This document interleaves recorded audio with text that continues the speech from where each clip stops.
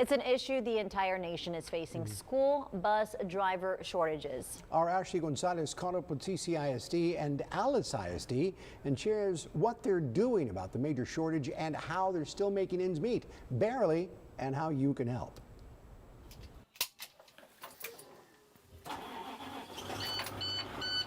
Bus drivers are needed. Corpus Christi ISD Transportation says they only have about 40% of their full driving staff. We'd have about 120 bus drivers. And how many do we have now? About 76. Down the road, Alice ISD Transportation says for them, the bus driver shortage started about a decade ago, but got worse when the pandemic started. We had a lot of our older drivers that decided to just go ahead and retire, and they were there. They were up there in age as far as the service they gave us. But that was a big factor in the COVID, and then some of them, of course, leaving just because they were just afraid.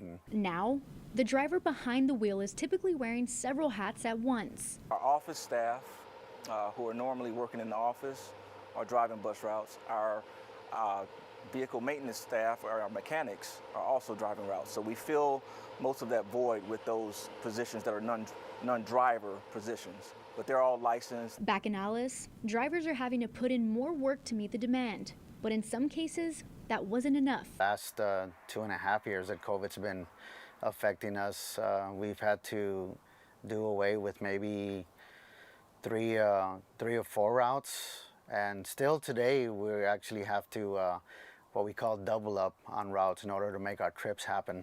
And even with fewer hands on deck, kids are still getting to and from school, no matter what. The amount of numbers that we've had, which are a lot lower than we had prior to the COVID. Like students? Students, yes. We had full buses.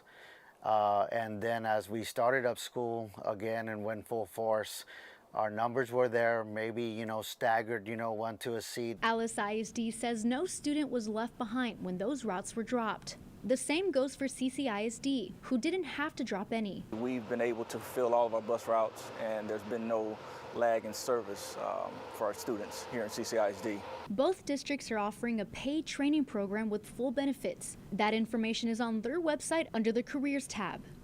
Ashley Gonzalez, 3 News.